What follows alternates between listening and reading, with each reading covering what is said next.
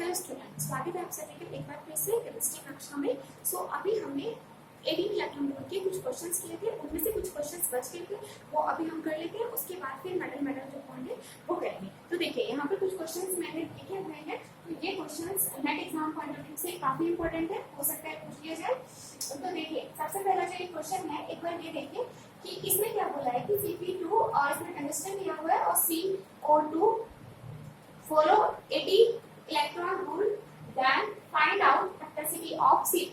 तो आपको साइक्लोपेंटाडाइन की हेप्टिसिटी बतानी है कि इस मॉलिक्यूल में इसकी हेप्टिसिटी कितनी है। तो देखिए इसे सॉल्व करते हैं, यहाँ पर सॉल्व कर लेते हैं। तो सॉल्यूशन कर रहे हैं फर्स्ट का। तो देखिए यहाँ पर क्या दिया हुआ था, यहाँ पर दिया हुआ था Cp2 टंगस्टन, उसके बाद कार्बोनिल दो दिए हुए थे, उसके बाद ये बताया था ये 18 इलेक्ट्रॉन रूल को फॉलो कर रहा है। मैं इसके लिए हमें क्या करना होगा, तो सबसे पहले हम मेटल का लिखेंगे। तो मेटल की वैलेंस इलेक्ट्रॉन कितने हैं, तो मेटल का वैलेंस इलेक्ट्रॉन कितने हैं, तो हमें पता है कि मेटल कितना होता है, ये क्रोमियम सीरीज ग्रुप में आता है। तो और क्रोमियम का कितना होता है, इसमें होते हैं D6 इलेक्ट्रॉन होते हैं, यानी कि D4 D5 S1 होते हैं, लेकिन टोटल जो वैलेंस इलेक्ट्रॉन होते हैं, वैलेंस इलेक्ट्रॉन कितने होते हैं, इनके 6 होते हैं। ठीक है, तो अभी हम क्या लिखेंगे, मेटल के लिए 6 लिखेंगे, प्लस हमें कार्बोनिल का पता है, कार्बोनिल एक कार्बोनिल 2 इलेक्ट्रॉन कंट्रीब्यूट कर रहा है, तो 2 कार्बोनिल कितने करेंगे, 4 इलेक्ट्रॉन कंट्रीब्यूट करेंगे। ठीक है, प्लस अभी हमें Cp का नहीं पता है कि Cp कितने इलेक्ट्रॉन कंट्रीब्यूट कर रहा है। तो उसके बाद हम देखेंगे कि मिलने के बाद जो दोनों Cp है उनके इलेक्ट्रॉन काउंट करने के बाद 18 इलेक्ट्रॉन आने चाहिए। तो क्या वैलेंसी होगी, तो देखिए यहाँ पर 6 और 4 कितने हो गए, 10 हो गए, यानी कि अभी हमें प्लस कितने चाहिए, 8 चाहिए। तो 8 कैसे प्लस होंगे, 1 Cp जो है वो कितने इलेक्ट्रॉन कंट्रीब्यूट करता है, एक Cp अगर हम नॉर्मल eta5 मोड में देखेंगे तो eta5 मोड में वो कितने कंट्रीब्यूट करता है, 5। तो 5 करने के बाद यानी कि जो दूसरा Cp होगा तो हमें 8 इलेक्ट्रॉन चाहिए, 8, तो उसके लिए वो eta3 मोड में कंट्रीब्यूट करेगा 3 इलेक्ट्रॉन, तो कितने हो जाएंगे 8। तो इस तरह से क्या होंगे 5 + 3 = 18 हो जाएंगे। इसका मतलब है जो दो Cp है इसमें एक ही Cp का मोड क्या है, eta5 है, और दूसरे का क्या है, eta2 है। एक बार इसको कर लिख लेते हैं, स्ट्रक्चर बना लेते हैं। इसका स्ट्रक्चर क्या होगा, तो देखिए इसका स्ट्रक्चर ऐसे बनेगा, टंगस्टन होगा यहाँ पर टंगस्टन, और उसके बाद यहाँ पर 2 CO तो होंगे ऐसे ही CO, और उसके बाद जो Cp है यहाँ पर इसमें एक Cp तो होगा 5 वैलेंस के साथ, यानी कि eta5 मोड में, और जो दूसरा Cp होगा वो होगा eta3 मोड में। तो ये होगा eta3 मोड में।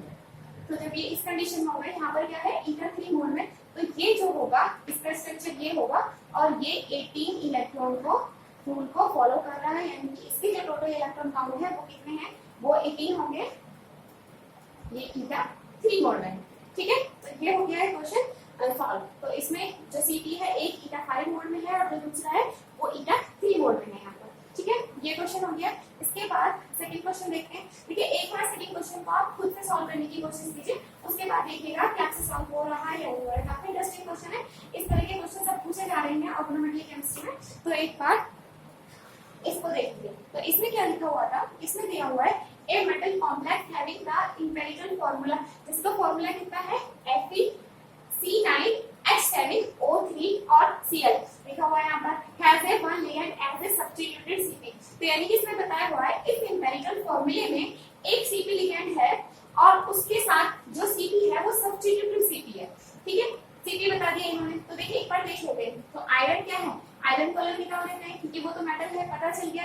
उसके बाद क्या है C9H7 और क्या है O3 Cl। तो देखिए इसमें से हमें पता है कि जो Cp है वो सब्स्टिट्यूटेड Cp है। इसका मतलब सिंपल जो Cp होता है यानी कि साइक्लोपेंटाडाइन जो होता है, अगर इस फॉर्म में है eta5 मोड में है, तो उसमें कितने कार्बन होते हैं, 1 2 3 4 5 कार्बन होते हैं उसमें, और 5 ही हाइड्रोजन होते हैं। ठीक है, 5 कार्बन होते हैं और 5 हाइड्रोजन होते हैं eta5 मोड में। लेकिन अगर हम बात करें कि वन सब्स्टिट्यूटेड Cp, तो यानी कि सब्स्टिट्यूटेड इससे कोई ग्रुप लगा होगा, तो ग्रुप कब लिखेगा, जब इसमें से -1 H हाइड्रोजन निकल जाएगा, यानी कि उस हाइड्रोजन की जगह, यानी कि जैसे आप इसको देख रहे हैं Cp को, तो ये 1 2 3 4 5 कार्बन है, 5 हाइड्रोजन इनसे जुड़े होंगे। तो ऐसा होगा कि एक जो हाइड्रोजन है वो केस हो जाएगा उसके साथ ही फिर दूसरा उससे क्या हो जाएगा, एक सब्स्टिट्यूटेड ग्रुप हो जाएगा, एक ग्रुप क्या हो जाएगा यहाँ पर सब्स्टिट्यूट हो जाएगा, यानी कि हाइड्रोजन कितने हो जाएंगे, 4 हो जाएंगे और कार्बन कितने 5। मेटल तो यहाँ से जुड़ता है सभी चारों एलिमेंट से, ठीक है। तो इसका मतलब है कि इस इंपेरिकल फॉर्मूले से हम क्या करेंगे, एक हम C5 और H4 माइनस कर देंगे, तो माइनस करने पे हमें क्या मिल रहा है, C4 H3 O3 और Cl बच गया, ठीक है। एक Cp हमने 4 माइनस कर दिया। उसके बाद देखिए यहाँ पर ऑक्सीजन कितने हैं, 3 ऑक्सीजन है, तो हम मान सकते हैं कि इसमें 3 CO है, तो 3 CO हमने इससे माइनस कर दिया, तो हमारे पास क्या फॉर्मूला बचा है, C1 और एक हाइड्रोजन, उसके बाद क्या बचा है, हाइड्रोजन कितने बचे, 3 बचे हुए और उसके बाद बचा हुआ है Cl, यानी कि एक हमारे पास CH3 ग्रुप बचा हुआ है और एक Cl बचा हुआ है, ठीक है। आगे देखिए, the compound give white precipitate on treatment with AgNO3, तो आपको पता है AgNO3 के साथ यानी कि यहाँ पर Cl दिया हुआ है, तो वो रिएक्ट कर जाएगा, उसके साथ वो क्या बना देगा, AgCl बना देगा, AgCl बनाने के बाद सिल्वर क्लोराइड बना देगा, तो वो प्रेसिपिटेट आउट हो जाएगा, तो इसका मतलब Cl के साथ प्रेसिपिटेट आउट हो जाएगा और बचा क्या है CH3, तो वो सब्स्टिट्यूटेड होगा किसके साथ, Cp के साथ। तो इसको बना लेते हैं, ये कैसे होगा इसका, देखिए इसको ऐसे बना सकते हैं, इसका मतलब है ये हो गया, इसको हम ऐसे बना सकते हैं, ठीक है। इसका मतलब है कि आयरन के साथ एक ग्रुप जुड़ा हुआ है Cp जो कि सब्स्टिट्यूटेड है, ठीक है। उसकी कौन सी एक वैलेंसी कोई सी है जो सब्स्टिट्यूटेड है, यानी कि उसका कौन सा ग्रुप आ गया, CH3 आ गया, ठीक है। उसके बाद क्या बोला है उन्होंने, उसके बाद बोला है कि उसके बाद 3 CO भी है, तो 3 CO ग्रुप जोड़ देते हैं, CO, ठीक है। उसके बाद क्या बच रहा है, उसके बाद एक Cl बचा हुआ है, देखिए Cl क्या होगा, वो मेटल के साथ जुड़ा होगा या बाहर होगा, वो देखेंगे हम, that is obey 18 electron rule the propose the structure of the compound, तो हमें क्या बताना है कि ये जो कंपाउंड है वो 18 इलेक्ट्रॉन रूल को फॉलो कर रहा है। तो देखिए यहाँ पर अगर आयरन का देखिए, तो देखिए अगर AgNO3 के साथ अगर आपका जो कंपाउंड का Cl है वो प्रेसिपिटेट आउट हो रहा है, उसका मतलब है वो कॉम्प्लेक्स में नहीं है, वो कॉम्प्लेक्स से बाहर है, इसका मतलब इसमें नेगेटिव होगा, तो यहाँ पर क्या होगा, पॉजिटिव चार्ज आएगा, तभी तो वो AgNO3 के साथ रिएक्ट करेगा और रिएक्ट करने के बाद Cl से रिएक्ट करने के बाद AgCl बना देगा और क्या बन जाएगा, व्हाइट प्रेसिपिटेट आउट हो जाएगा, बाहर हो जाएगा, ठीक है।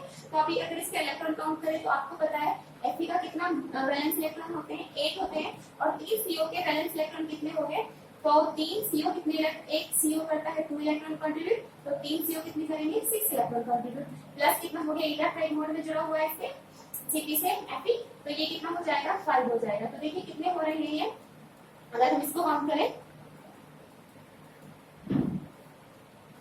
तो उसके साथ ही यहाँ पर प्लस चार्ज लगा हुआ है, तो प्लस चार्ज क्या होता है, माइनस हो जाता है, और माइनस चार्ज होता है वो जुड़ जाता है। तो देखिए कितने कितने हो रहे हैं, 8 plus 6 plus 5 minus 1 equal to 18, तो ये 18 इलेक्ट्रॉन को फॉलो कर रहा है। तो इसका जो फॉर्मूला है, ये जो सेकंड क्वेश्चन है, इसका आंसर क्या हो जाएगा, तो इसका जो इंपेरिकल फॉर्मूला इन्होंने दिया था, तो वो जो कंपाउंड है, वो जो कॉम्प्लेक्स है, वो ये बनेगा, और इसमें Cl बाहर होगा। Cl बाहर क्यों है, वो सोच लीजिए क्योंकि AgNO3 दिया हुआ है और उसके साथ प्रेसिपिटेट आउट होकर बाहर निकल रहा है, यहाँ से तो रिएक्शन होगी नहीं, यहाँ से तो बॉन्ड टूट के तो बाहर नहीं निकलेगा, ठीक है। तो यहाँ पर जो ये है Cl बाहर होगा इस कॉम्प्लेक्स के, और ये कॉम्प्लेक्स ये होगा जो कि 18 इलेक्ट्रॉन रूल को फॉलो कर रहा है, देख लीजिए, ये काफी इंपॉर्टेंट है। उसके बाद हम बात करते हैं क्वेश्चन नंबर 3 की, ये साफ कर लेते हैं। तो देखिए ये जो 2 क्वेश्चन है ये इंपॉर्टेंट है, प्रीवियस ईयर में फर्स्ट क्वेश्चन जो है वो आया हुआ है, आप एक बार चेक कर लीजिए, गेट के नेट में एक बार पूछा हुआ है इसको, और उसके बाद जो ये 2 क्वेश्चन है ये भी काफी इंपॉर्टेंट है, तो एक बार देख लीजिए ये क्या क्वेश्चन है। देखिए तो अगर हम बात करें क्वेश्चन नंबर 3 की, तो यहाँ पर क्या दिया हुआ है कि ये जो कॉम्प्लेक्स दिया हुआ है या मेटल लूसीन दिया हुआ है, इसमें मेटल नहीं बताया गया, इसमें मेटल पूछा है कौन सा मेटल है, और ये बोला गया है कि जो ये वाला कॉम्प्लेक्स है वो स्टेबल नहीं है, ठीक है, ये कॉम्प्लेक्स स्टेबल नहीं है। उसके बाद इसकी रिएक्शन कर रहे हैं H2 NaHG के साथ, यानी कि इसमें हाइड्रोजन डाल रहे हैं, तो देखिए क्या बन रहा है हमें, उसके बाद क्या मिल रहा है, स्टेबल कंपाउंड मिल रहा है, और हमें बताया गया है जो मेटल है वो फर्स्ट रो का है। तो देखिए सोचने वाली बात ये है कि हमें पता है कि जो ईटा 5 मोड में Cp होता है वो स्टेबल होता है, लेकिन यहाँ पर ये दोनों जो Cp कौन सी मोड में, ईटा 5 मोड में है और ईटा 5 मोड में ये भी CP है, लेकिन ये स्टेबल नहीं है। और उसके बाद यहाँ से ये क्या हो रहा है, फ्लिपिंग हो रही है, ईटा 5 से किस में जा रहा है, ईटा 3 में जा रहा है, जो कि स्टेबल नहीं होती है। हमने देखा ना कि ईटा 3 से ईटा 5 में हो जाती है, लेकिन ईटा 5 से ईटा 3 में मुश्किल होती है। तो वो क्यों हो रही है, ऐसी क्या कंडीशन हो रही है, ऐसा क्या हो रहा है कि वो स्टेबल हो रही है। ठीक है, तो इसको मानना है। तो इसका मतलब ये है कि अगर ये स्टेबल नहीं है तो ये 18 इलेक्ट्रॉन रूल को फॉलो नहीं कर रहा होगा इस फॉर्म में, और जैसे ही इसमें पता चला गया तो यहाँ पर ये 18 इलेक्ट्रॉन रूल को फॉलो कर रहा होगा, उसी से इसका स्टेबिलिटी गेन हुई है, इसलिए वो स्टेबल हो गया और यहाँ पर वो अनस्टेबल है। तो चलिए इसको देख लेते हैं एक बार। ये क्या है, मेटल स्ट्रिंग है। ये कौन सा मेटल स्ट्रिंग होगा, यहाँ पर कोई मेटल जुड़ा हुआ है, वो कौन सा मेटल होगा जिसकी रिएक्शन हम करा रहे हैं H2 NH3 के साथ करा रहे हैं, तो हमें ये मेटल मिल रहा है। तो देखिए सबसे पहले हमें जो प्रोडक्ट मिल रहा है इसका देखना होगा, क्योंकि प्रोडक्ट जो मिल रहा है वो स्टेबल है, और स्टेबल वो क्यों हो रहा होगा, क्योंकि वो 18 इलेक्ट्रॉन रूल को फॉलो कर रहा होगा। ठीक है, तो हम सिंपली देख लेते हैं यहाँ पर क्या होगा, ये कितना कंट्रीब्यूट करेगा, ये 5 कंट्रीब्यूट करेगा, और ईटा 3 मोड में ये कितना कंट्रीब्यूट करेगा, ये 3 करेगा। 5 और 3 कितने हो रहे हैं, 8, 5 6 7 8 हो रहे हैं। मतलब जो मेटल होगा उसके कितने वैलेंस इलेक्ट्रॉन होने चाहिए, मेटल की जो वैलेंस इलेक्ट्रॉन है, वैलेंस इलेक्ट्रॉन कितने होने चाहिए, 10 होने चाहिए। तो 10 वैलेंस इलेक्ट्रॉन किसके होते हैं हमें पता है, नहीं पढ़ोगे तो पढ़ोगे, यानी कि इनके क्या होते हैं, वैलेंस इलेक्ट्रॉन कितने होते हैं, 10 होते हैं। तो इसका मतलब है जो मेटल है वो क्या हो सकता है, या तो निकिल होता है, पैलेडियम हो सकता है, प्लेटिनियम हो सकता है, इन तीनों में से कुछ हो सकता है। तो क्वेश्चन में दिया हुआ है कि मेटल क्या है, फर्स्ट रो का है। अगर मेटल फर्स्ट रो का है तो वो क्या होगा, Ni, तो यानी कि मेटल इक्वल टू कितना, कौन सा हो गया, निकिल हो गया। तो मेटल क्या है, निकिल है इसमें। दैट्स व्हाई ये स्टेबल हो रहा है यहाँ पर, ईटा 5 3 मोड में आके ईटा 5 से। ठीक है, तो ये जो कॉम्प्लेक्स है वो क्या बन जाएगा, इसमें क्या होगा कि मेटल की जगह क्या होगा, यहाँ पर मेटल की जगह आ जाएगा निकेल। तो ये अब स्टेबल हो जाएगा क्योंकि ये 18 इलेक्ट्रॉन रूल को फॉलो कर रहा है। इसी के साथ लास्ट क्वेश्चन देख लेते हैं। जो लास्ट क्वेश्चन है इसमें क्या पूछा हुआ है, ये भी सेम क्वेश्चन ऐसे ही है, इसमें दो कंपाउंड दिए हुए हैं और इसमें पूछा हुआ है कि मेटल कौन सा है। एक में बताया हुआ है कि मेटल कौन सी रो का है, सेकंड का है, और एक में मेटल कौन सी रो का है, थर्ड रो का है। चलिए एक बार देखते हैं क्वेश्चन नंबर 4। क्वेश्चन नंबर 4 में क्या दिया हुआ है कि 18 इलेक्ट्रॉन रूल को फॉलो कर रहा है, मेटल बताना है इसमें मेटल कौन सा है, और उसमें मेटल बताना है कि मेटल कौन सा है। ठीक है, देख लेते हैं। ये यहाँ पर है, सिंपल इसको ऐसे ही निकालेंगे, ये Cp है आएगा यहाँ पर, और ये कितना है 7 1 2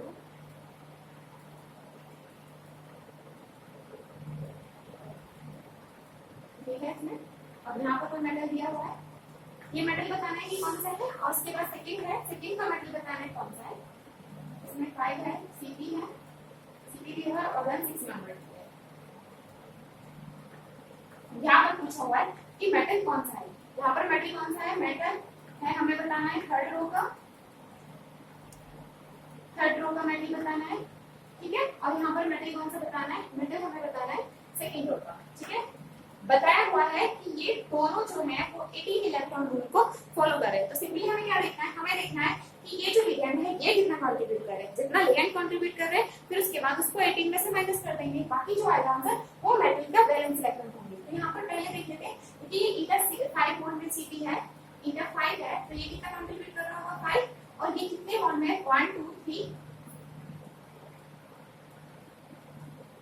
1 2 3 4 5 6 7, तो ये ईटा 7 मोड में जुड़ा हुआ है, और वो ईटा 5 यानी कि 5 + 7 है यहाँ पर। तो कितना आ गया है 5 + 7 = 12। तो हमें क्या करना है, हमें पता है ये पूरा कंपाउंड 18 इलेक्ट्रॉन रूल को फॉलो कर रहा है, यानी कि 18 इलेक्ट्रॉन है, उसमें से 12 माइनस कर देंगे तो हमें क्या मिलेगा 6। तो इसका मतलब है कि यहाँ पर जो मेटल है उसके वैलेंस इलेक्ट्रॉन कितने हैं, उसके वैलेंस इलेक्ट्रॉन 6 है। तो 6 वैलेंस इलेक्ट्रॉन किसके आते हैं, ब्रोमियम, मोलिब्डेनम, टंगस्टन। तो हमें पता है कि इनके वैलेंस इलेक्ट्रॉन कितने होते हैं, 6 होते हैं। ठीक है, तो इसका मतलब अब क्या पूछा है, मेटल कौन सी रो का है, सेकंड रो का। सेकंड रो का मतलब मोलिब्डेनम। तो यहाँ पर मेटल इक्वल टू कितना हो जाएगा, यहाँ पर जो हमारा मेटल है वो है मोलिब्डेनम। ठीक है, तो यहाँ पर मेटल क्या है, मोलिब्डेनम हो गया। अभी इसको देख लेते हैं, इसमें क्या दिया हुआ है कि मेटल थर्ड रो का है। तो यहाँ पर देख लेते हैं, यहाँ पर क्या है, ईटा 5 मोड में है, यहाँ पर क्या है, ईटा 6 मोड में, यानी कि 5 + 6, उसके बाद ये कितना हो गया है 11 हो गया है। ठीक है, तो अभी क्या करना है, 18 माइनस 11 इक्वल टू कितना, 7, ठीक है, 7 हो गया। तो अभी क्या करना है यहाँ पर, तो देखना है कि कौन सा मेटल है जो 7, जिसके वैलेंस इलेक्ट्रॉन कितने हैं, 7। वैलेंस इलेक्ट्रॉन तो हमें पता है कि मैग्नीज,